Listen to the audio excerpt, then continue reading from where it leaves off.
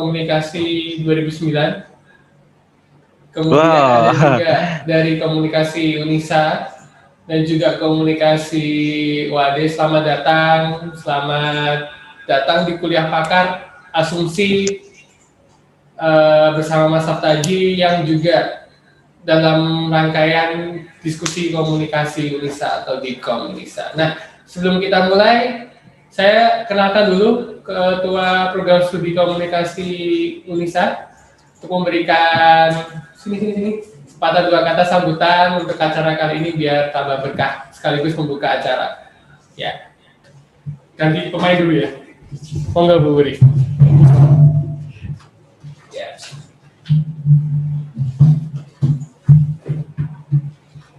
Terima kasih Pak Adi atas waktunya. Sebelumnya, Assalamualaikum warahmatullahi wabarakatuh. Ya, salam sehat, salam sejahtera, dan tetap bahagia meskipun pandemi tetap ada di sekitar kita. Selamat datang kepada Mas Aji di Program Studi Komunikasi Universitas Aisyah Yogyakarta. Terima kasih tentu kami sampaikan atas luangnya waktu begitu ya untuk acara di program studi berkaitan dengan kuliah pakar jurnalisme investigasi. Sebelumnya tentu ucapan terima kasih juga kami berikan kepada Pak Ade gitu ya yang menjadi motor penggerak acara pada pagi hari ini. Tentu kami dari program studi komunikasi sangat membutuhkan gitu Mas Aji ilmu-ilmu tentang jurnalisme investigasi karena ini menjadi salah satu mata kuliah di program studi Prodi Komunikasi Universitas Aisyah Yogyakarta. Begitu semester berapa Pak Ade ya? Semester 5 ya? Semester 5, jadi mahasiswa semester 5 itu salah satu mata kuliahnya adalah mata jurnalisme investigasi. Nanti monggo gitu ya, ilmu-ilmunya diasumsi itu ditularkan bahasanya itu, ditularkan kepada kami gitu, sehingga nanti akan muncul, akan lahir gitu ya seorang jurnalis-jurnalis yang punya kejelian, ketelitian, kekritisan begitu. Jadi dan punya keberanian karena ketika kita melakukan investigasi kalau tidak berani ya nggak jadi investigasinya gitu ya Mas Aji. Benar. Kadang kalau sudah kaitannya, apalagi kalau kaitannya hal-hal yang sensitif gitu, akhirnya harus mundur teratur ya investigasinya berlangsung dengan mulus gitu. Tentu Mas Aji sudah luar biasa pengalamannya, kalau kami ini ya hanya pada level teoritis Mas Aji. Jadi nanti praktikalnya monggo Mas Aji menyampaikan kepada kami. Kemudian kepada para peserta tadi disampaikan ada dari komunikasi UMY, komunikasi UAD, dan juga komunikasi Universitas Aisyah Yogyakarta, dan sangat mungkin juga dari prodi-prodi yang lain atau kampus-kampus yang lain. Kami ucapkan terima kasih sudah berkenan bergabung dengan kami. Mudah-mudahan apa yang kita pelajari hari ini insya Allah akan memberikan manfaat sehingga nanti menghasilkan karya-karya jurnalistik investigasi yang punya manfaat untuk keilmuan maupun untuk pembangunan nasional di Indonesia. Terima kasih dan kita buka bersama acara pada hari ini dengan membaca basmalah. Bismillahirrahmanirrahim. Semoga acaranya lancar. Terima kasih Mas Aji dan sama Bu, terima kasih banyak. Itu Mas Aji berharapnya ada MOU. Ada MOU antara Program Studi Komunikasi Universitas Aisyah Yogyakarta dengan asumsi.co. Ya, siap. Monggo nanti dengan senang hati jika itu bisa kita realisasikan. Terima kasih. Assalamualaikum warahmatullahi wabarakatuh. Waalaikumsalam warahmatullahi wabarakatuh. Ya, tepuk tangan buat Kaprodi Komunikasi Unisa. Terima kasih Bu Wuri. Ya, kali ini kita bisa mulai dengan maaf tadi ada kesalahan teknis tentunya. Jadi kita santai aja sekarang. Mas Haji, dengar suara saya ya, udah ya. Sip. Untuk teman-teman nanti akan ada sesi diskusi setelah pemaparan diskusi saya dengan Mas Haji. Jadi teman-teman nanti boleh bertanya. Kemudian nanti pertanyaan terbaik, paling baik satu nanti akan kita kasih giveaway salah satunya produk dari komunikasi yaitu buku jurnalistik investigasi ya Bu ya. Nah itu nanti satu-satunya karya di bidang investigasi tentunya akan memperkaya setelah Mas Aji nanti mengelaborasi. Oke, Mas Aji, teman-teman nih ya. Masih kayak dulu nggak? Ya, Mas Aji, bisa diceritakan Mas Aji, asumsi itu sebenarnya apa sih Mas? Jadi kenapa kemarin Mas Aji, kita sudah tahu liputannya luar biasa, tapi bisa dijelaskan nggak? Mungkin dari teman-teman di sini banyak yang belum mengenal asumsi. Gitu. Jadi monggo dijelaskan asumsi itu apa? Oke, terima kasih teman-teman yang udah berkenan hadir di acara pagi hari ini. Sebelumnya perkenalkan dulu, nama aku Saptaji. Biasanya kalau teman-teman manggilnya Aji.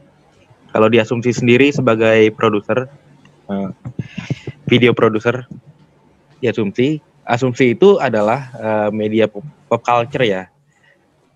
Dan dia pembahasannya mengenai tentang berita-berita. Media pop culture Asumsi ini ada di Asumsi sendiri ada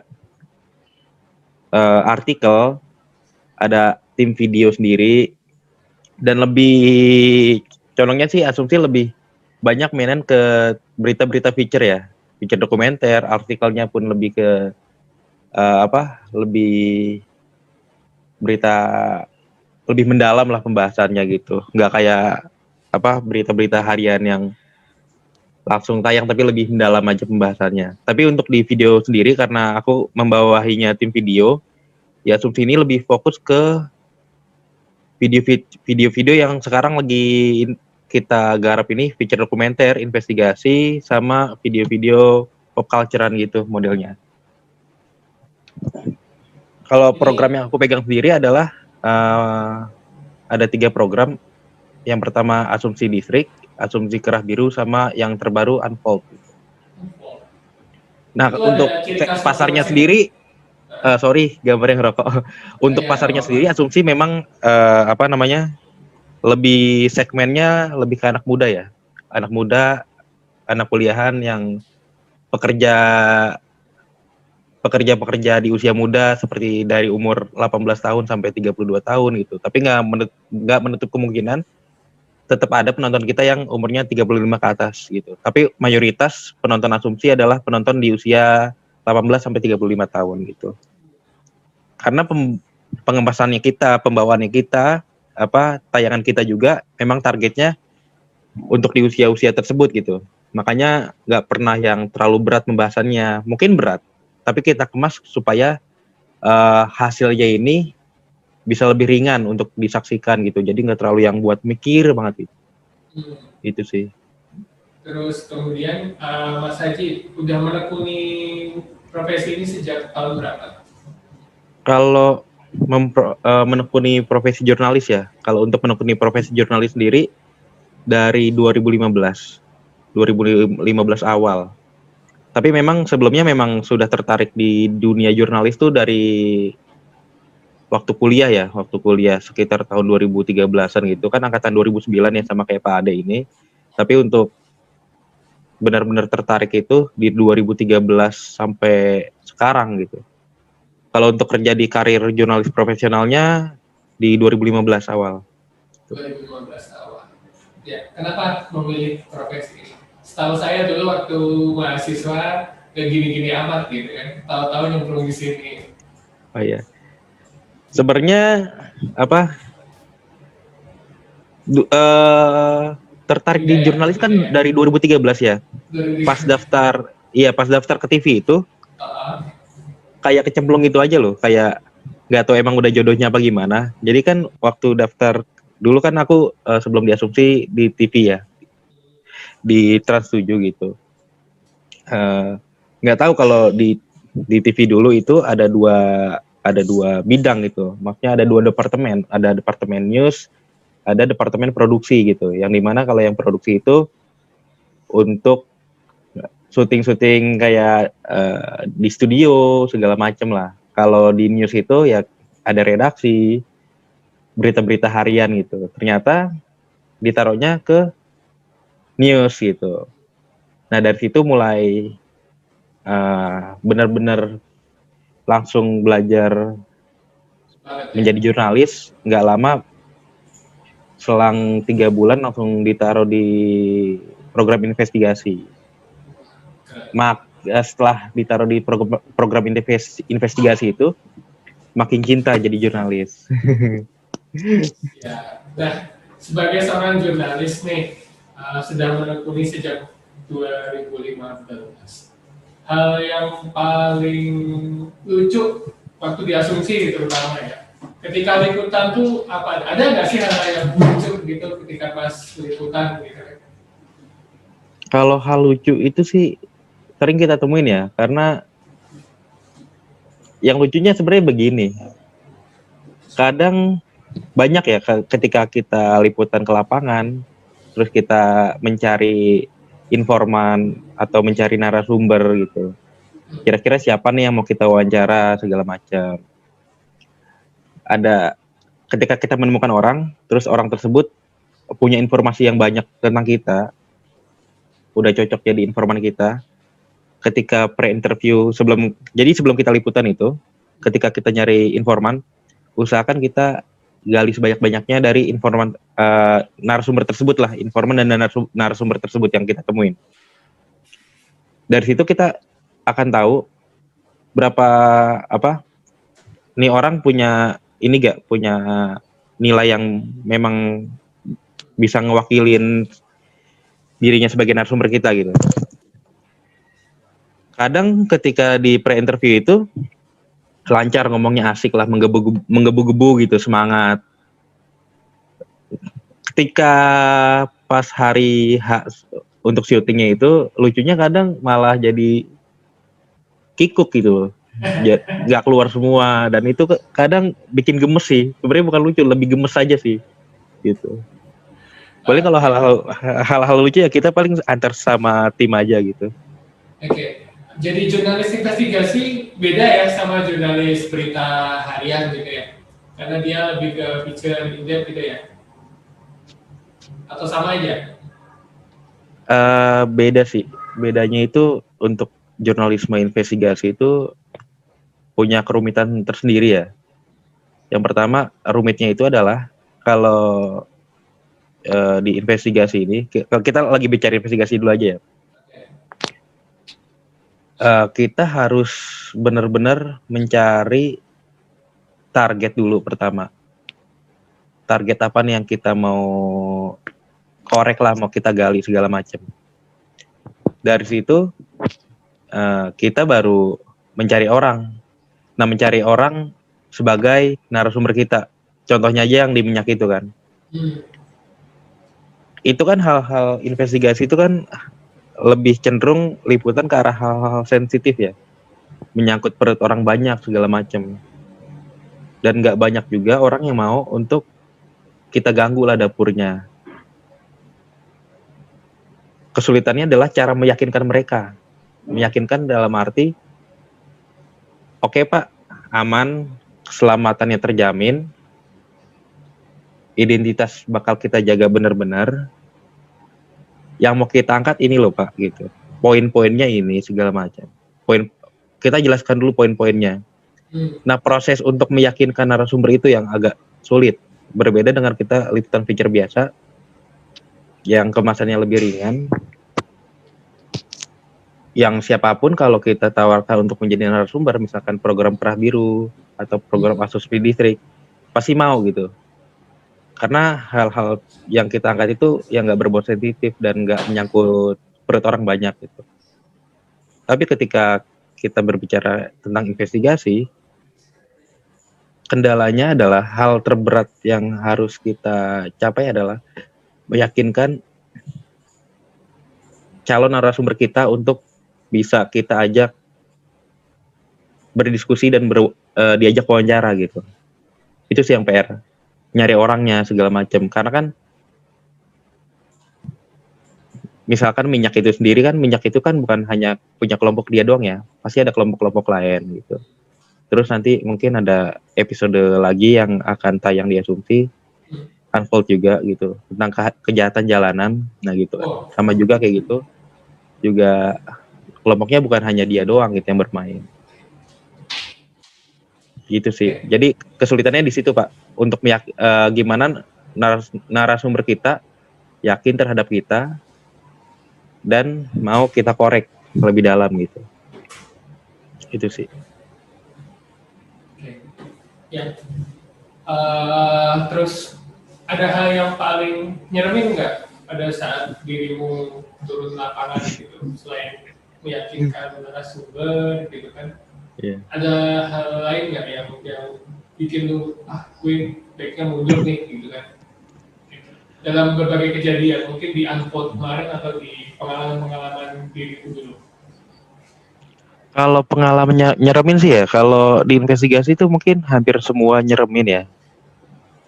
Tapi tergantung dari kitanya itu bisa ngebaca situasi dan sejauh mana ya, keseraman tersebut lah, kengerian tersebut eh, dampaknya pada kita gitu. Apakah memang sangat membahayakan diri nih, atau oh bisalah kira-kira apa namanya, kengerian ini bisa kita hadepin lah, bisa kita ibaratnya yo gas aja langsung, maksudnya digas aja gitu, nggak usah takut.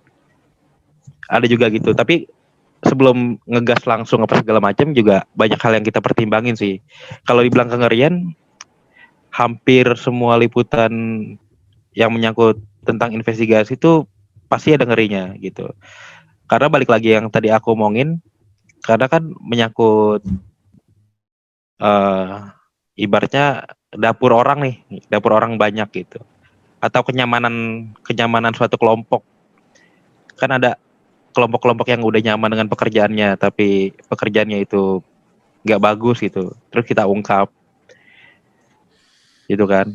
Karena di investigasi sendiri ada tekniknya juga. Maksudnya tekniknya sendiri itu ada yang benar-benar kita membuka diri kepada narasumber bahwa oh kita dari media gitu, dari media A kita ingin tahu nih cara kerja kawan-kawan seperti apa dengan jaminan ini.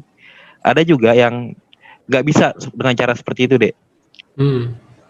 Dengan maksudnya dengan kata lain harus dengan kamera tersembunyi, mereka tidak tahu identitas kita, bahkan nama kita pun kita ganti. Kalau investigasi dulu pasti aku bawa 2 KTP dengan nama yang berbeda, dengan alamat yang berbeda gitu. Kau punya Dengan 2 KTP? Dulu Dulu. ketika buat KTP gampang segala macam. dengan nama yang berbeda segala macam. Dan kita benar-benar nggak membuka diri bahwa kita media gitu. Nah, tingkat kesulitan itu beda-beda gitu. Jadi Terus, hampir semua liputan investigasi itu pasti ngeri.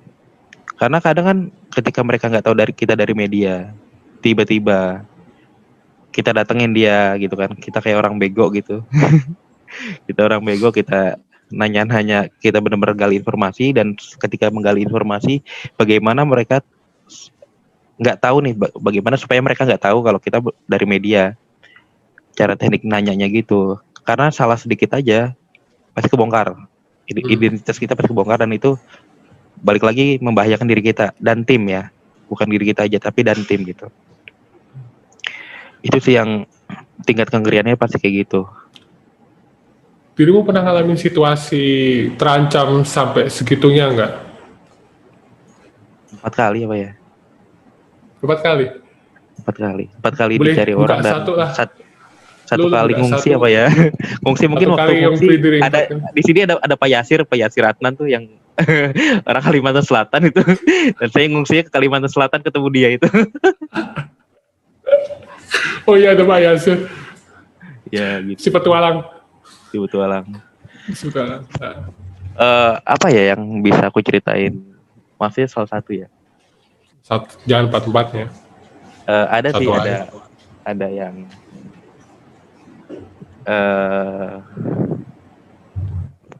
aku pilih dulu ya dari empat yang dicari itu. Oke. Aku pilih dulu yang kira-kira bisa aku ceritain yang mana. Tapi menarik loh teman-teman. Sambil Mas Aji memilih, dia dulu punya 2 KTP coba sebagai seorang jurnalis. Itu dedikasinya luar biasa kalau menurut saya. Dan Oh ya, kan terus dia berani turun lapangan, berarti ada resiko yang harus ditanggung, nggak cuma buat dia, buat krunya, tapi buat keluarganya juga kali aja ya. ya. Nah, bedanya dulu gini deh, kalau dulu belum punya keluarga itu kemana aja, masuk ke lubang mana aja kita jabanin lah gitu. Nah sekarang kalau udah punya keluarga agak lebih hati-hati, tetap berani tapi agak lebih hati-hati gitu. Nah dulu ada sih, mungkin bonus lah, tak kasih 2 cerita aja. Kalau dulu itu yang paling pernah aku masukin itu adalah masukin penjara di Indonesia dengan penjaranya itu dibilang penjara terketat yang ada di Indonesia lah gitu. Ya, pada tebak sendiri aja udah. Ya tebak sendiri aja, nggak usah aku spesifikasiin gitu. Iya. Gitu. Yang aku mau bongkar adalah apa benar itu kan di lapas itu yang notabene penjara dengan pengamanan yang sangat ekstrim, sangat ketat, masih ada lapas-lapas mewah gitu. Masih bisa jualan dari dalam segala macam. Ternyata aku buktiin memang masih ada gitu. Aku masuk sana gitu. Efeknya kalapasnya dicopot gitu. Karena mereka nggak tahu kalau aku dari media gitu. Yang kedua sih, yang aku sampai benar-benar dibawa, ibaratnya harus lari lah dari Jakarta itu. Sebenarnya jadi ini aja sih, maksudnya ada miskomunikasi antara tim dan narasumber kita ya.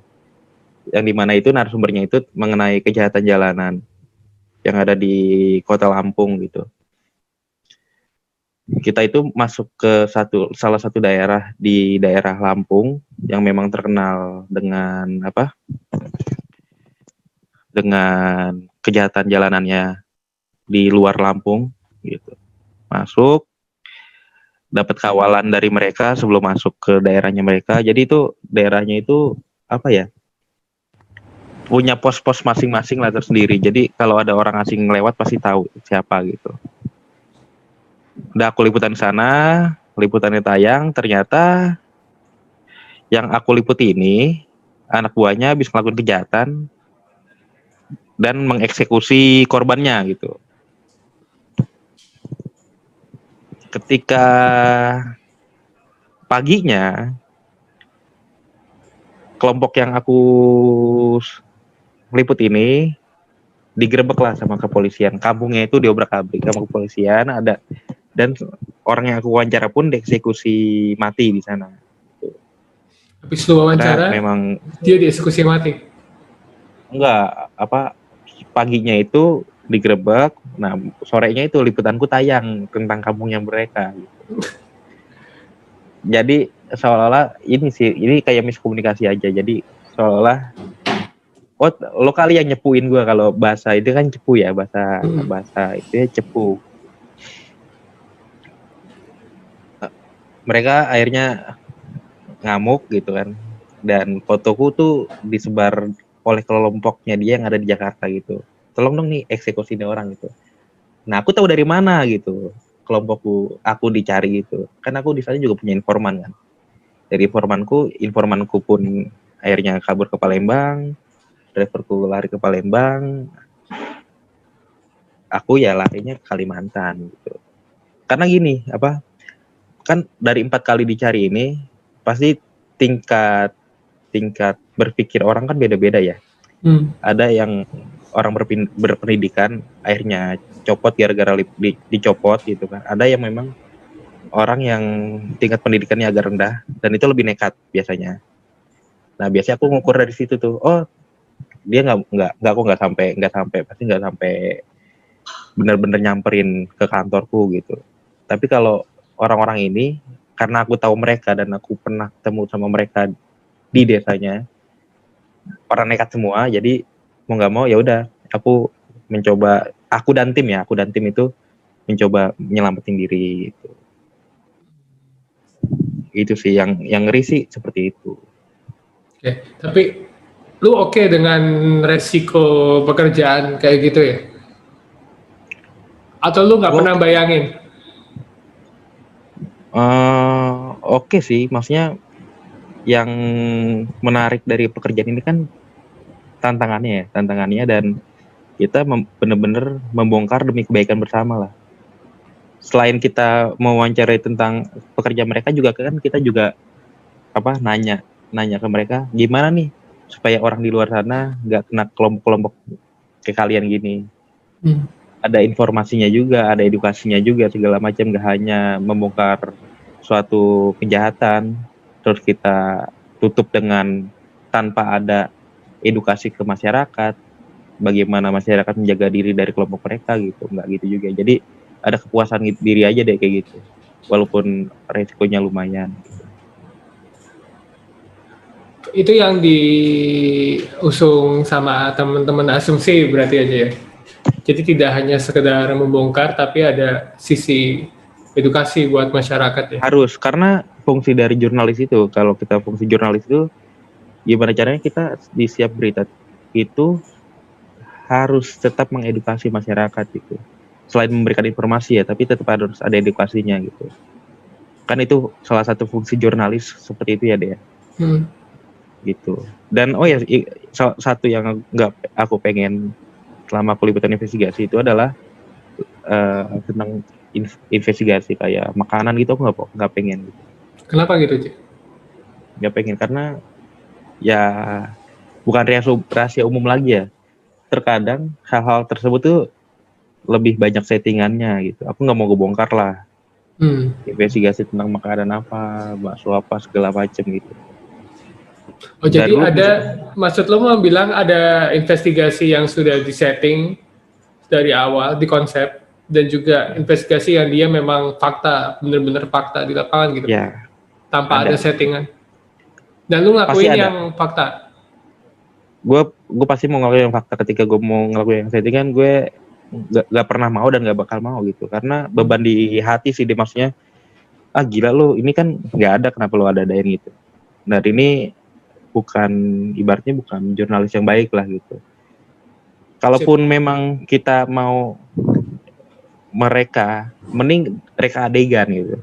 Reka adegan ketika misal kayak aku kemarin ke Lampung lagi, aku coba investigasi kejahatan jalanan karena menyangkut keselamatan narasumberku, informanku segala macem.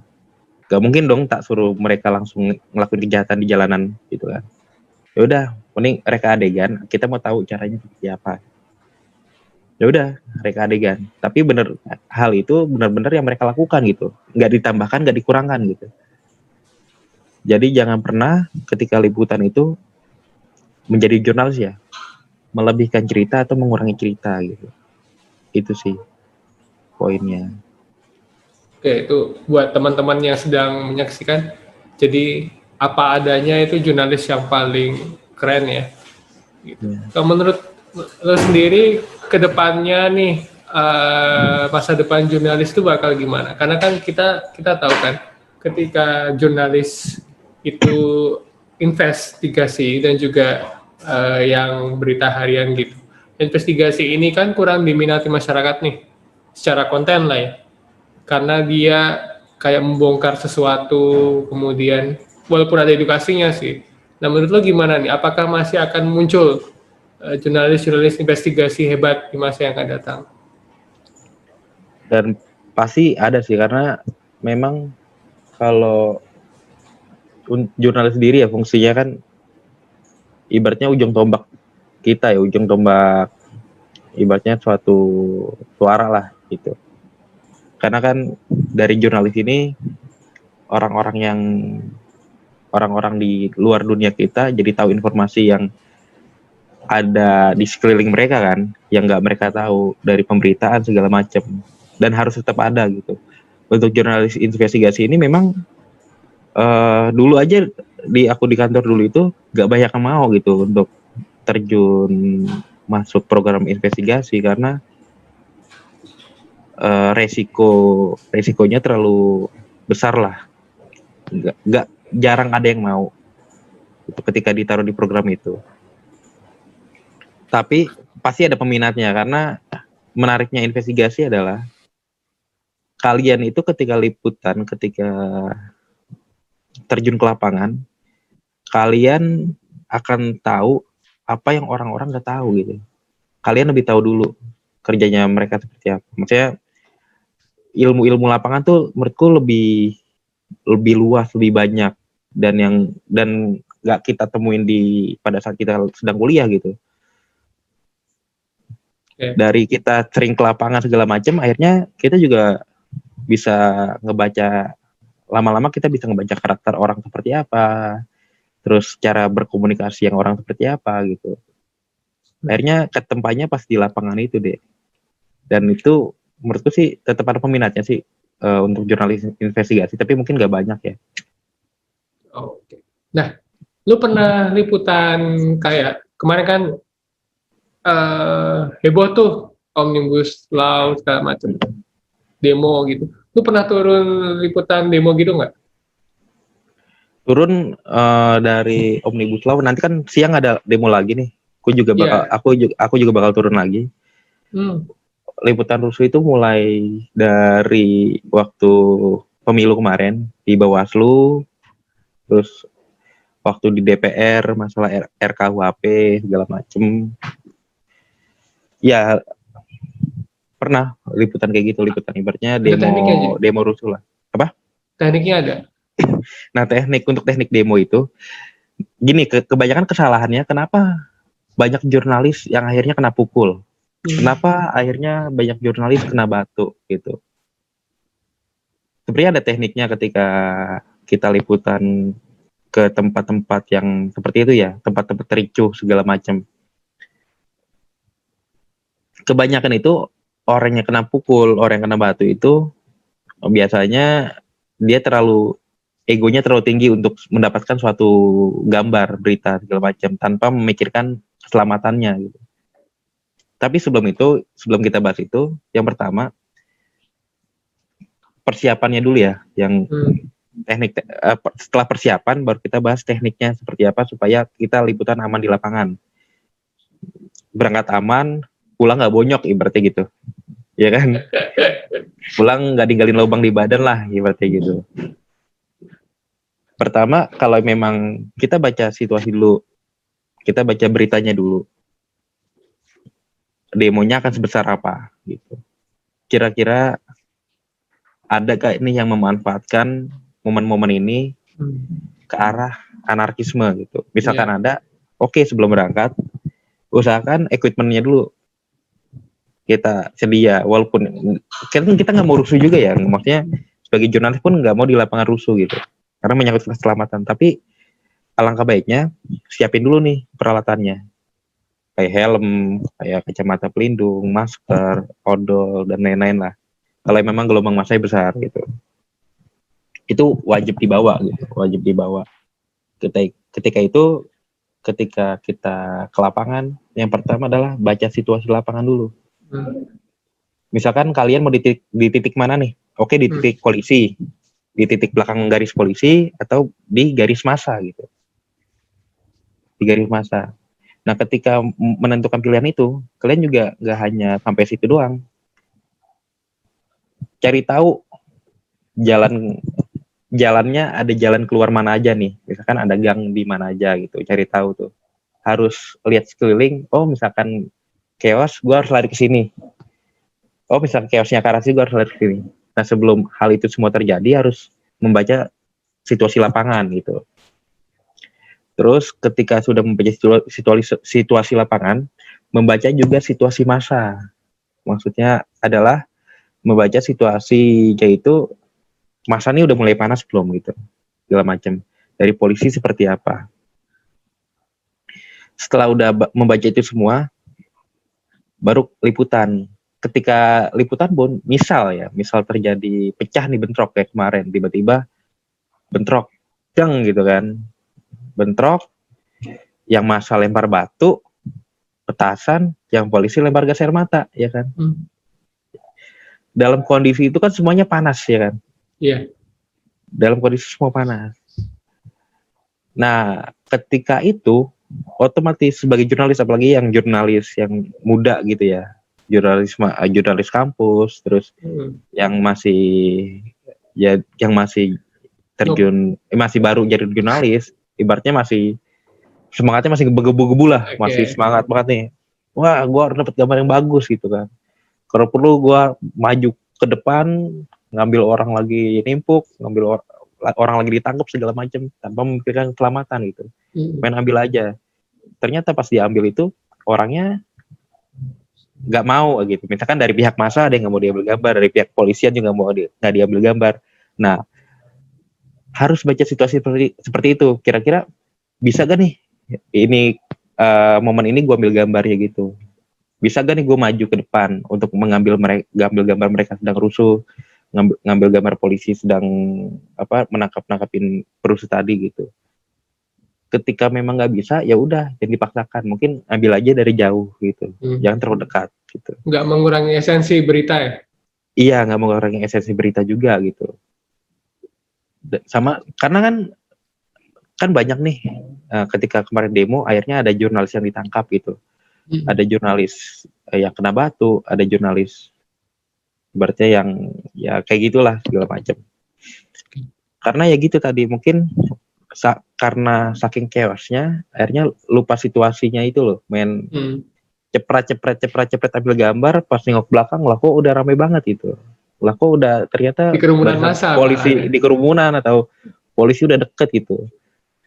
Itu dia yang terkadang apa ya? Terkadang di lapangan tuh suka lupa deh. Asik masalahnya. Iya, saking keasikannya itu lupa akan keselamatannya. Kebanyakan kesalahannya di situ. Gitu. Oke, kesalahan jurnalis gitu ya. Egonya sih lebih ke ego. Ya. Lebih ke ego. Tapi sebelum lu turun lapangan gitu, ada kayak tadi persiapan. Berarti ada pelatihan juga nggak sih, Ci, untuk turun lapangan, terutama yang investigasi? Atau lu memang besar di lapangan gitu? Kalau pelatihan sih nggak ada yang pelatihan kayak masuk ruang seminar gitu ya. Maksudnya untuk pelatihan, kalau untuk pelatihan jurnalistik mungkin di kantor ada gitu, ada. Tapi lebih banyak sih kita ilmunya langsung dari lapangan sih. Gitu. Dari lapangan langsung ya. Pengantar jurnalisme dapat berapa lu? Aduh. A, B, C? Lupa gue deh. Nggak tahu B, nggak tahu C. Si Yasir dapat berapa sih Yasir? Lu komen aja sih, apa sih Indra? Bolos semua lu dulu. Gitu. Ya itu teman-teman 2009. Nah, ini ada pertanyaan, Ji. Kita buka forum diskusi mahasiswa, nanti saya akan bacakan pertanyaannya dari Mas siapa nih? Gandung. Dia bilang ini, Ji. Kayaknya tadi udah dibahas. Pernah jadi buronan, ini khusus kayak Tetran sama si Coki itu dari Majelis Lucu Indonesia. Pernah nggak lu di buron sama ormas gitu? Kalau ormas sih enggak. Kalau sama kelompok pernah. Kelompok. Dan itu lebih sadis dari ormas ya? Lebih nekat sih. Lebih nekat ya? Lebih nekat. Oke. Nah, asumsi, ada pertanyaan berikut. Asumsi ada badan hukumnya nggak sih? Ada. Ada ya? Setiap media itu pasti ada badan hukum, ada ibaratnya lawyernya, pengacaranya, pasti ada. Nggak mungkin media terus udah mulai besar gitu tanpa ada badan hukumnya, pasti nggak mungkin sih, pasti ada. Dan apa yang terjadi ketika lu habis liputan kemudian lu upload di kanalnya Asumsi gitu? Resiko paling tinggi apa gitu? Apakah di ban videonya, di take down, atau dituntut asumsinya, atau gimana? Sejauh ini sih belum ada yang kayak gitu ya. Belum ada yang sampai seperti itu, karena memang untuk liputan investigasi sendiri itu di Asumsi itu baru ya, baru rilis itu. Tapi kalau untuk pengalaman di media sebelumnya itu pasti yang seperti itu ada gitu. Tapi untuk di asumsi ini enggak sih, belum jangan sampai lah. Oke. Terus nih dari Indra Hermansyah, Bapak anak satu nih. Kalau terjadi masalah hukum untuk jurnalis itu, jurnalis bisa dipolisikan nggak? Tergantung gitu. Tergantung. Jurnalis itu bisa dipolisikan ketika dia bikin berita bohong, dibesar-besarkan, dikurang-kurangkan, memenggal soundbite dari narasumber itu sehingga menjadi apa ya, di setelah tayangan itu jadi rame lah gitu. Itu bisa dipolisikan gitu. Tapi jurnalis juga ibaratnya punya undang-undang jurnalis itu sendiri ya, maksudnya ada peraturan sendiri bahwa kita tuh kerja tuh dilindungi oleh undang-undang. Kita bakal selalu dilindungi oleh undang-undang ketika memang kita menyajikan berita yang sesuai fakta, gitu. Nggak melebih-lebihkan, nggak mengurang-urangkan, dan berimbang ya, harus berimbang gitu. Ada nggak sih opini jurnalis? Opini jurnalis dalam berita gitu. Jadi setelah liputan faktanya A, terus kemudian ditambahkan opini dari jurnalis itu. Boleh nggak sih kayak gitu? Statement dari jurnalisnya gitu loh. Sebenarnya kalau aku berpikir ya, kalau di berita itu kan misalkan kita pembawa acara berita gitu, kita nggak boleh menyampaikan statement kita gitu. Kalau untuk jurnalis mungkin juga menurut aku ya sama gitu, nggak boleh gitu, mungkin lebih ke arah statement dari akademisi atau lebih bahasa Expert ilmiah ya? lah, expert kepada expertnya gitu. Kalau emang mau diungkapkan dari sisi jurnalisnya, mending yang ngungkapin itu expertnya aja gitu, dari expertnya, nggak dari jurnalisnya. Itu sih. Oke.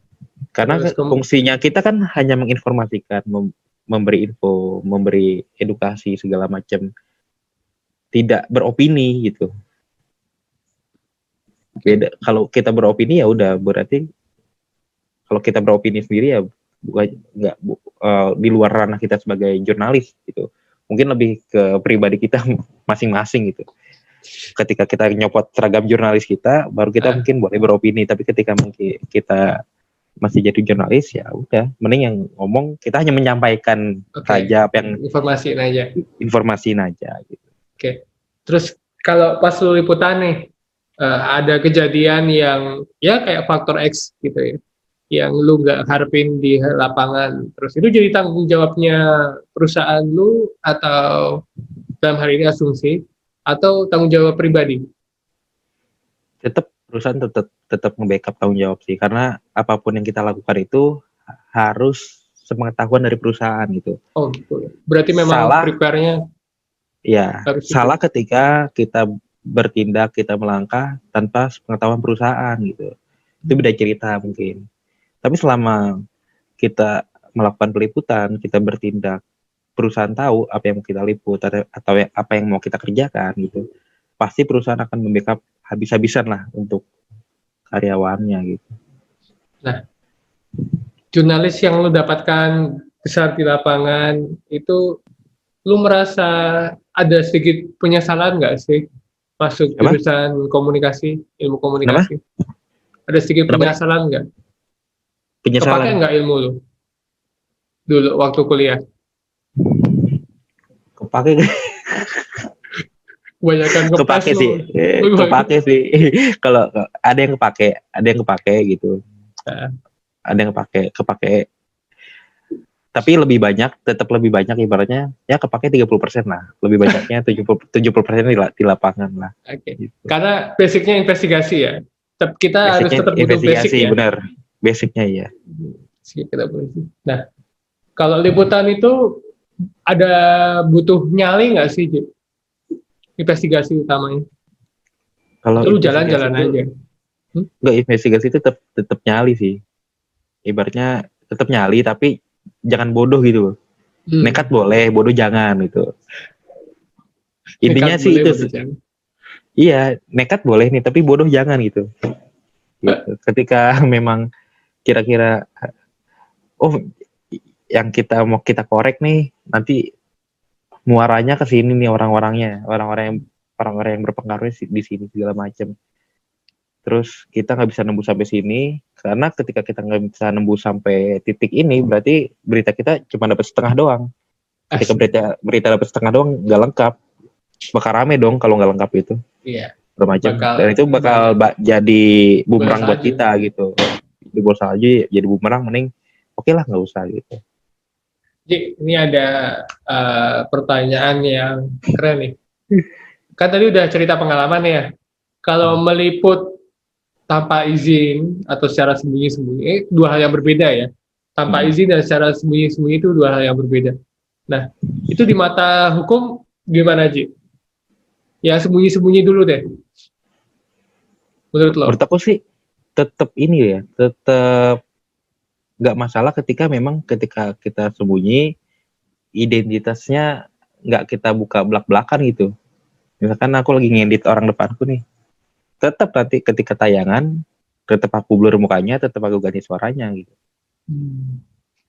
Jadi Kalau tetap pakai ada kode etik jurnalis ya? tetap ada kode etik jurnalis. Kode etik jurnalis itu adalah melindungi narasumber. Intinya itu.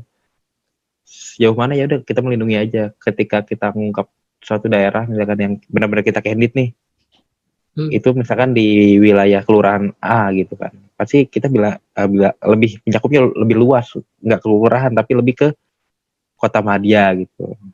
Kota madya kan ada kecamatannya banyak, kelurahannya banyak gitu, lebih ke sana gitu. Lu pernah nggak sih, Ci, dikasih, mohon maaf nih ya, secara pribadi sama secara profesi gue mohon maaf, pernah nggak nerima uang tutup mulut atau gratifikasi atau suap dari narasumber atau dari manapun gitu untuk ini berita jangan di blow up deh gitu? Nggak berani sih deh kalau misalkan kita udah ngeberitain sesuatu nih, ngeberitain sesuatu yang sensitif terus kita ini gue kasih segini asal jangan lo ungkap nih beritanya segala macam. Wah kita nggak berani sih, hancur karir kita kalau ketahuan gitu. Gitu ya. Iya. Itu termasuk kode etik ya? Kode etik juga. Kode etik gitu. Jadi boleh kita simpulin kalau misalnya jurnalis investigasi itu adalah sesuatu yang membongkar sesuatu ya, tapi juga harus mengedukasi gitu, karena kalau keilmuannya kan ada untuk menginformasikan, untuk memengaruhi, untuk sebagai hiburan, sama untuk mengedukasi itu. Nah, kemudian tadi ada kata-kata dari Mas Haji, memang harus berani, tapi jangan bodoh gitu. Makanya harus butuh persiapan matang gitu kan. Apalagi profesi ini kayak berdampingan dengan maut dalam tanda kutip ya, Haji ya. Gitu. Kemudian boleh juga nggak boleh menerima suap gitu kan, atau apapun bentuknya, dan kewajiban utamanya seorang jurnalis adalah melindungi narasumbernya. Itu Ji ya. Iya. Ada sama ini kalau mau latihan gampang sih sebenarnya sih. Ketika misalkan mau latihan menjadi jurnalis ya, cara simpelnya adalah ketika kan pasti di kampus itu kan pasti diajarin cara berkomunikasi segala macam, ya kan. Jadi jurnalis itu kan ketika kita di jalan, ketika kita di luaran itu kita kan harus membuka mata ya, membuka mata apa yang terjadi di luar sana gitu, apa yang sedang terjadi, apa yang sedang orang alami gitu kan. Latihannya gini, taruhlah nongkrong di pinggir jalan gitu, misalkan ada orang asongan, ada apapun itu, mungkin supir angkot segala macem. Cara untuk melatih diri kita tuh ajak ngobrol dia aja gitu, ajak ngobrol itu orang, cari titik nyaman itu orang ngobrol itu kapan, terus gimana cara buat nyaman orang yang kita ajak ngobrol gitu. Dari situ kita latihan terus di lapangan, kita latihan. Setiap ketemu orang di mana, di jalanan, ketika kita lagi nunggu sesuatu atau segala macam, ajak ngobrol orang gitu kan. Kita gali informasinya, apa yang kita mau tahu nih. Misalkan kita lagi naik angkutan umum, aku mau tahu nih profesinya tuh sekeras apa sih, seberat apa sih, udah ajak ngobrol aja gitu. Dan lihat juga orangnya nyaman gak diajak ngobrol gitu. Kalau emang gak nyaman, latihannya gimana supaya nih orang nyaman buat kita buat ajak ngobrol gitu. Nah ketika udah bisa di lapangan, udah bisa melakukan hal itu gitu, secara nggak langsung sih nanti bakal kelatih sih. Jadi cara latihannya ya udah ke lapangan aja, ketemu orang, ajak ngobrol, random aja gitu. Tapi yang randomnya itu ya mungkin pekerja-pekerja lapangan ya. Kepo aja gitu, kepo. Tapi keponya pun harus tahu nih orang bisa nggak dikepoin. Nah itu kan, PR-nya di situ tuh, challenge-nya di situ. Nyaman kan nih orang diajak ngobrol. Ketika orang udah nyaman diajak ngobrol, oke, korek-korek aja gitu, ngobrol-ngobrol aja terus. Itu sih latihannya sih, kalau emang mau latihan langsung di lapangan seperti itu. Oke. Nah, Ci, pernah nggak sih lo berpihak gitu loh? Katanya jurnalis itu harus objektif ya, baik dari segi sikap maupun cara dia memberitakan sesuatu gitu. Boleh nggak sih jurnalis itu condong ke kanan atau condong ke kiri gitu, menurut lo sendiri?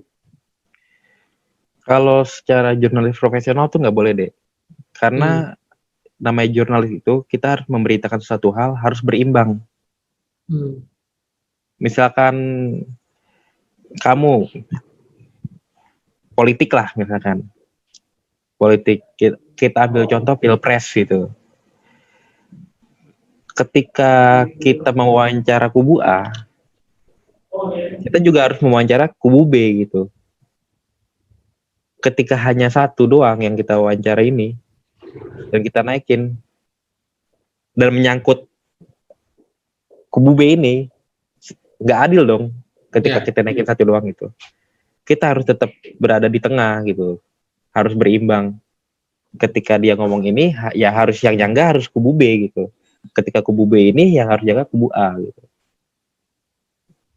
Kan ibaratnya itu akhirnya adu argumen. Redainnya gimana? Expert masuk. Bukan dari opini jurnalis itu, tapi yang masuk expert itu. Harus gitu. Ketika ini nggak lengkap, berita ini nggak layak tayang lah segala macam. Karena nanti pasti ujung-ujungnya, media ini berpihak nih gitu. Media ini berpihak ke ini, media ini berpihak ke ini gitu kan. Gitu sih. Kalau memang sebagai jurnalis profesional ya gitu. Dulu ini sih, jadi gitu. Ngademinnya expert, bukan opini kita ya. Bukan opini kita. Aja. Itu harus garis bawah ya. Jadi kita hanya menginformasiin. Juga.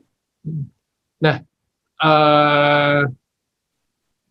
Mas Ajib pernah nggak ngeliput tentang kelamnya kota pelajar Yogyakarta dulu? Pernah nggak? Belum sih. Sepertinya menarik. Menarik ya? Karena lu pelaku juga ya? Sepertinya menarik. Karena ya gitu sih, menarik aja. Karena tapi Jogja sih bukan, ada targetku di Jogja itu sebenarnya bukan sisi kelamnya juga gitu. Banyak hal yang bisa kita ungkap di Jogja sebenarnya, menarik gitu. Ya enggak, jangan diceritain di sini lah. Iya. Nanti diasumsi aja ya. Iya. Menarik sih gitu. Nah, kasih kita statement dong, kenapa kita harus lihat asumsi, kemudian apa yang bisa kita dapat dari asumsi juga, kalau nggak salah 30 besar startup ASEAN asumsi. Nah, itu gue dapat datanya dari dosen lu, Mas Fajar Jun. Dapat salam buat Mas Indra juga. Buat Mas Fajar. Aku banyak belajar juga tuh dari Mas Fajar Jun tuh. Dosen gondrong mantap lah. Ya. Bukan yang satunya ya, Ji? Bukan yang satunya. Ya kan Mas Fajar juga kan waktu itu kan ngelatih jurnalistik juga kan. Terus bikin feature gitu. Ya itu tertariknya dari situ. Ketika sampai bikin berita feature. Ke Malang nggak ya sih dulu? Enggak, kalau aku malah nggak ikut waktu itu. Tapi aku bikin feature gitu. Oke. Monggo Mas Haji, kenapa kita harus lihat asumsi, kemudian apa sih yang bisa didapat dari asumsi, khususnya buat teman-teman mahasiswa nih? Asumsi itu pengemasannya itu beritanya berat tapi dikemas dengan ringan. jika kalian merasa muda, ini cocok sih buat kalian gitu, buat kalian nonton karena apa ya, asumsi itu masih sampai sekarang itu nggak terlalu berat lah penyajiannya segala macam. Terus juga kita di posisinya juga ya nggak berpihak ke salah satu kubu gitu, maksudnya nggak ke pemerintah banget, nggak ke kiri banget, nggak ke kanan banget, nggak kiri banget gitu.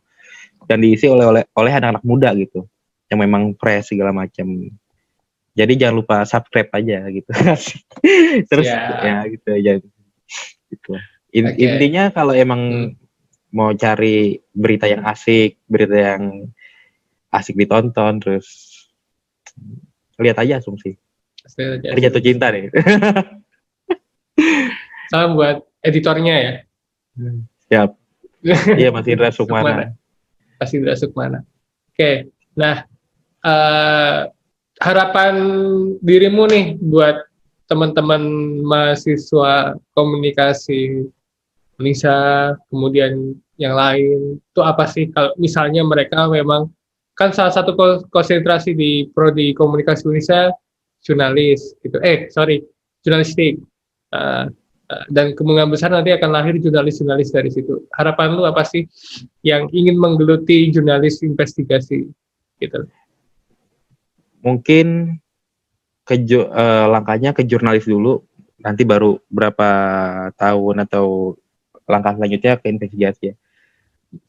Kalau kamu mau jadi jurnalis, harus sebenarnya harus setiap hari itu tahu berita terupdate apa, sering baca berita, sering nonton TV berita, buka mata luas-luas segala macam. Kalau emang kamu nggak percaya sama salah satu sumber berita, baca berita lain itu, baca referensi-referensi lain, baca berita-berita lain. Setiap hari harus buka matanya terus. Maksudnya buka mata dalam arti ketika kamu di jalan, buka mata apa yang terjadi di sekeliling kamu, harus peka sih. Ketika kamu udah peka, kamu nanti gampang mencari apa yang mau kita angkat, apa yang mau kita bikin, liputan apa yang mau kita bikin, segala macam. Dari situ sih mulai dilatih seperti itu. Banyak baca. Intinya sih harus tetap harus update berita terus setiap hari kalau emang mau jadi jurnalis ya. Karena ujian masuk untuk menjadi jurnalis pasti nanti ketika wawancara gitu ada berita besar apa hari ini. Gitu. Pandangan kamu kayak gimana dari berita itu? Menurut kamu berita itu seperti apa? Kenapa kubu ini ngomong ini, kenapa kubu ini ngomong ini gitu. Menurut kamu yang benar yang mana gitu. Ketika orang nggak pernah nonton berita tapi ingin jadi jurnalis, ketika ditanya itu pasti gelagapan lah.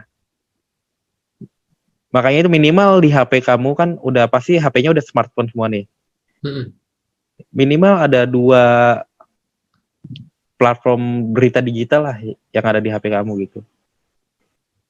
Harus ada gitu. Jadi kamu akan update berita terus. Masa ya install TikTok bisa, install berita nggak bisa kan gitu kan? Ya kan? Jadi harus minimal ada di HP kamu itu berita gitu. Berita. Khususnya bagi orang berita, komunikasi gitu. Juga ya, wajib ya itu ya? Harus, wajib. Oke. Terus ya last statement, thank you. Oh sama ini nih ada pertanyaan menarik nih. Apa tuh? Aku baca di komen. Oke. Kalau di lapangan itu ada kubu-kubuan gak ya? Oke. Kalau jurnalis itu kalau di lapangan itu, walaupun misalkan di TV di kalian lihat misalkan contoh lah misalkan Metro TV One terus TV mana sama TV mana gitu kan, yang ibaratnya kalau kalian lihat seperti berseberangan gitu. Kalau di lapangan sih kita tim lapangan nggak gitu, malah kita saling bantu gitu. Ketika mereka butuh apa kita saling bantu, butuh kontak narasumber kita saling bantu gitu. Bahkan kalau misalkan doorstop itu lagi berebutan ambil kamera nih, ambil gambar wajah pokok gitu kan, nggak semuanya bisa maju gitu. Akhirnya ada juga wartawan mana, reporter mana megangin mic. Kadang ada satu reporter megang 4 mic gitu, mic media mana aja gitu, walaupun media mana aja.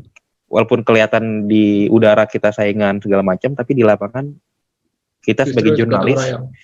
gotong royong, nggak ada yang namanya sikut-sikutan segala macam. Gitu sih, itu jurnalis sih di situ. Asik ya Benar-benar dia. saling benar-benar saling bantu. Jadi jurnalis tuh asik, punya kawan banyak gitu, segala macam. Ya, Itu mungkin ada pertanyaan dari teman-teman. Kita buka satu lagi aja ya. boleh. Oke. 1, 2 lagi, 3 lagi nggak apa-apa deh. Nah, sembari itu apa? Oh, ada nih Dava nih. Tidak boleh diajukan oleh jurnalis itu pertanyaan seperti apa? Apa? Tidak boleh diajuin oleh seorang jurnalis. Jadi ketika Pertanyaan dirimu apa yang tanya, tidak boleh? Sebenarnya lebih masalah lebih ke yang bersifatnya pribadi sih ya. Maksudnya terlalu pribadi gitu. Itu sih jangan tanyain ke narasumber yang bersifatnya pribadi banget itu. Karena kita jurnalis bukan wartawan infotainment gitu. Beda lah ya, wartawan infotainment sama jurnalis itu beda. beda banget. Gue wartawan Gitu. infotainment kan.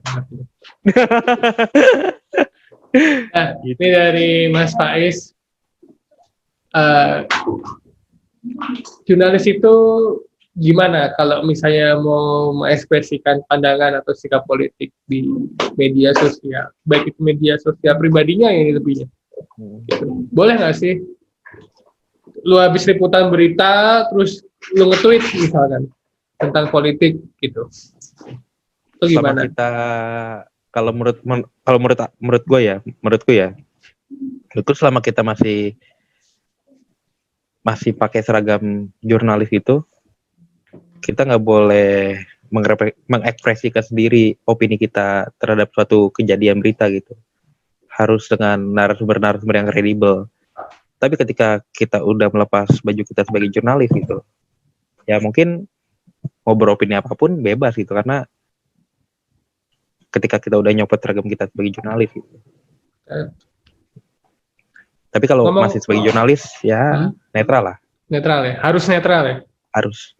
Karena walaupun berat ya. Nuraninya berat ya. Wah, itu berkecamuk Pak. Ketika kita gemes sih, wah harusnya gini nih gitu. Tapi gimana nih? Akhirnya udahlah. Ketika kita puas ketika ada expert ibaratnya yang sepemikiran sama kita gitu. Akhirnya ada yang nyampein gitu. Jadi kerja jurnalis juga nggak bisa kerja sendiri ya? Nggak bisa. Nah, gitu. Lu punya berapa tim sih, Ji? Di Asumsi? Ada sih, ada berapa tim ya? Penulis tuh ada berapa, Don? 5 ya? Penulis 5, videografer 2, editor 3. Terus gitu sih. Nah itu boleh lah ya mahasiswa komunikasi bisa ke sana ya? Boleh. Boleh magang ya? Insya Allah boleh. Di Jakarta ya? Jakarta tapi. Masih red zone sekarang ya? Masih kantor pun nggak boleh, masih harus 50% kan. Soalnya tim penulis Asumsi sendiri masih WFH gitu. Yang kantor paling tim videonya, tim jurnalis lapangannya. Ya, sekali lagi itu pemaparan dari Mas Aji menarik sekali ya. Nanti bisa lebih elaborasi lagi, kita diskusi banyak sama Mas Aji di kesempatan lain. Oke, last statement Mas Aji, gue minta buat teman-teman mahasiswa tadi sekali lagi, kemudian buat Asumsi kita mesti ngapain nih gitu, silahkan diulangi lagi nggak apa-apa.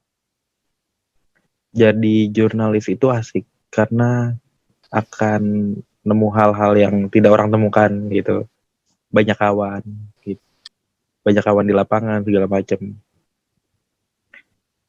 Terus tapi jangan berharap kaya dari jurnalis sih, itu intinya. Jangan berharap kaya dari jurnalis.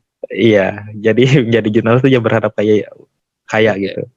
Tapi untuk kita mendapatkan relasi, link, kawan-kawan segala macam itu luas banget gitu. buat Dan asumsi, dan ini satu sih sering baca berita. baca berita dan melek informasi, dan jangan jangan termakan oleh satu sumber aja sih, harus cari referensi sumber lain gitu, karena kan sekarang juga banyak berita hoax ya. Hmm. Banyak juga portal berita yang kurang kredibel gitu. Kalau emang nggak yakin sama ini portal berita yang kurang kredibel, ya udah cari yang lebih kredibel, kan banyak gitu, untuk membandingkan aja gitu, biar nggak termakan hoax segala macam. Karena menurutku musuh kita sekarang tuh hoax sih gitu.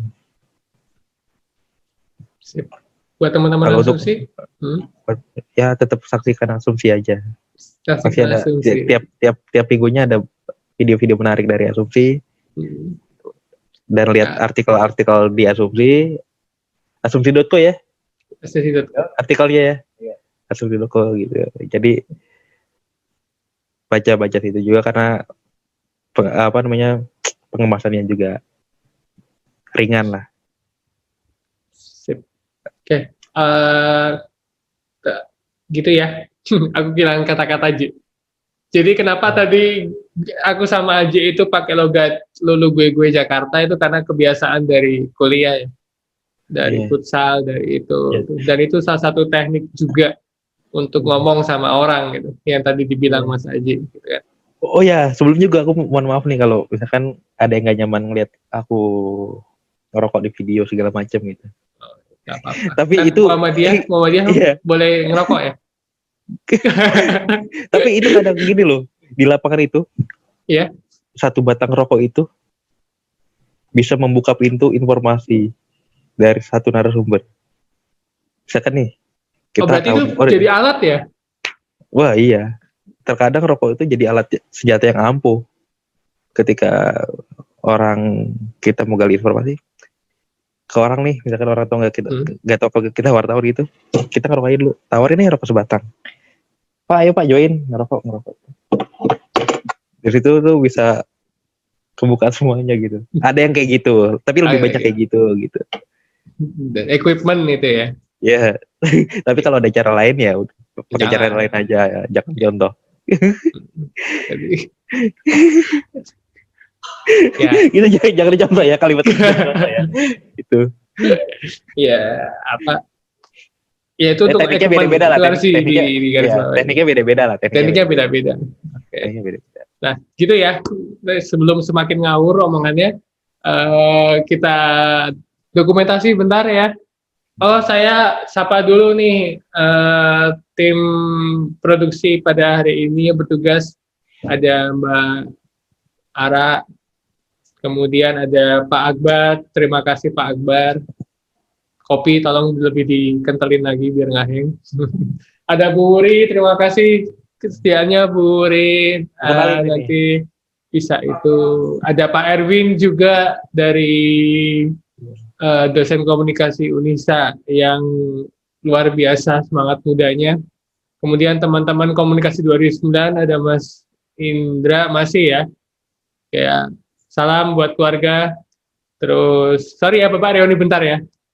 Ada Mas Yasin, terus kemudian ada Kaprodi Komunikasi UM Magelang nih.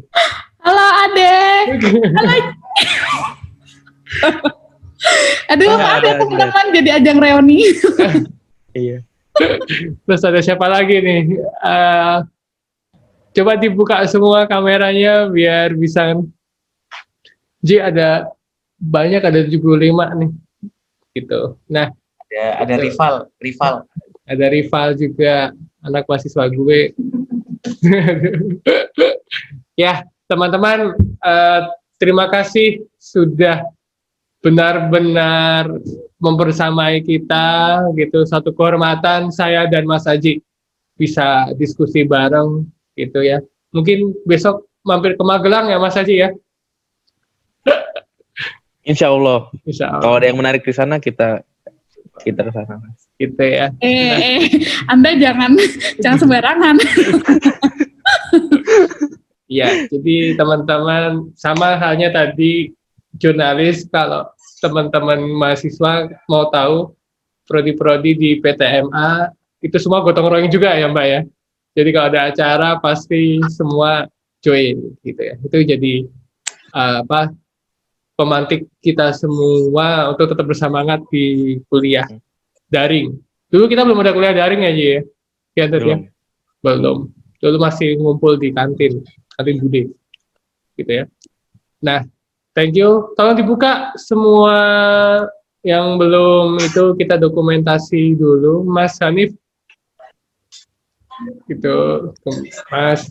Ji, jangan lupa Pontianak, Ji. Oh siap, ntar kita main ke perbatasan ya. Oke, siap. Oke, kita mulai ya. Ada yang screenshot? Sudah? Aku aja Mas, aku aja. Oke, Mas Erwin. Ini Mas Erwin, Mas Haji. Gitu. Oh siap. Katanya, Mas Erwin. Siap Mas Erwin. Luar tuh, biasa. sebelahnya Mas, ada Mas Akbar tuh. Waspadai rival. Mantap, Ya, mantap. Oke, Silakan. pasang gaya ya, pasang gaya. 1, 2, 3. Oke, slide berikutnya sekali lagi.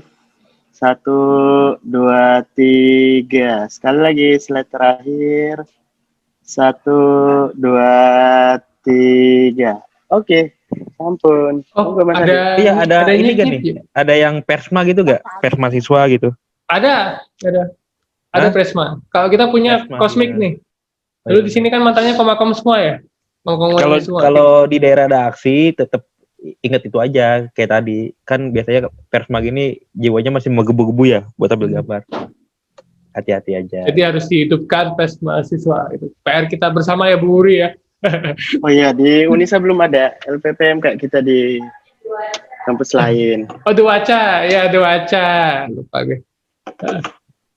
Duacanya Aku juga habis ini komunikasi. soalnya habis Kita ini punya dua nanti aja, Mas Aji. jam 12-an kita mau liput aksi lagi di istana gitu karena Wah, mantap. mulai rame. Gitu. Oke, so kami ada yang ikut kayaknya demo tuh. Ya. Jangan ngajarin mahasiswa gue demo, Ji. Enggak, cara liputannya aja. Cara liputannya. Oke. Cara liputannya. Karena Ya, Ted ya. Kita khawatir ya, Ted ya. yang aku bilang tadi itu karena jiwa-jiwa muda itu masih menggebu-gebu, masih egonya masih tinggi. Oke. Jadi lupa situasi di lapangannya itu seperti apa gitu. Itu yang harus dihindarin. Karena ketika ego tinggi dia nggak bisa ngebaca situasi lapangan. Yang penting pikirannya dia dapat gambar bagus viral gitu. Nah itu yang nggak boleh tuh. Itu ya. Jadi teman-teman, masa depan ilmu komunikasi juga terletak di kalian. Jadi jurnalis itu keren. Kalau tadi ada yang jembatan dulu aja ya. Sebelum ke investigasi, jurnalis investigasi harus jadi jurnalis dulu ya. Maksud Mas Haji adalah harus. ketika teman-teman kuliah gitu mulai aware sama lingkungan sekitar, mulai meliput berita-berita yang informasi-informasi yang baik gitu. Sebelum nanti menjalani profesi jurnalis dengan baik dan benar gitu loh. Jadi jangan lupakan kuliahnya juga. Karena dulu saya Mas Haji juga lahirnya dari pengantar jurnalisme ya. Iya. Jurnalis itu ujung tombak negara loh. Iya, yang menjaga kestabilan bangsa tuh jurnalis. Iya kan? Sama stabilan keluarga aja. Iya. Kayak gitu. Ya, ada Mbak Asri juga, Eka Diana boleh saya sapa gitu. Banyak komunikasi 2009. Maaf Puri, saya reunian bentar ya. Karena udah lama nggak ketemu. Ada Mbak Antet juga. Salah. Bisa di wong keren-keren ya tadi ya. Nah, itu ada Mbak Sindra, ada Mas Yasir juga. Terima kasih. Dek, bentar deh. Oke. Mas Yasir kan di Australia tuh. Minta statementnya sedikit lah dari Mas Yasir tuh. Mas Yasir mana Mas Yasir? Di mirrornya nggak kelihatan nih saya. Oke Mas Yasir. Oh, mungkin lagi kuliah kali Mas. Lagi kuliah ya? Lagi main sama suku di sana. Oke, terima kasih semuanya. Thank you very much. Mas Haji, terima kasih sekali sehat selalu di sana. Kemudian Mas Indra, Mbak Kaprodi, Bu Kaprodi Komunikasi Unisa, UMM, Mas Erwin, Mas Akbar, semua tim yang terlibat dalam acara Dipkom Kuliah Pakar kali ini. Thank you. Semoga ada hal yang bisa dipetik dan jangan lupa subscribe Asumsi, subscribe juga YouTube-nya Komunikasi Unisa.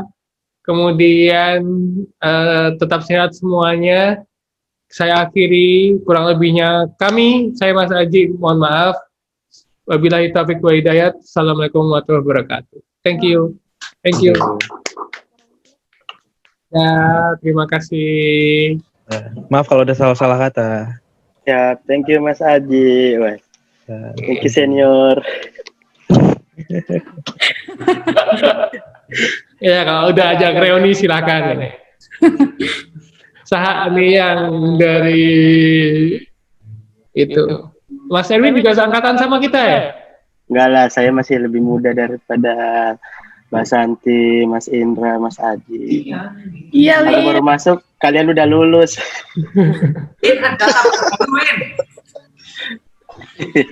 Iya. Itulah. Angkatan Ya, thank you. muda. Thank you, ya. Saya akhiri ya. Thank you, Mbak.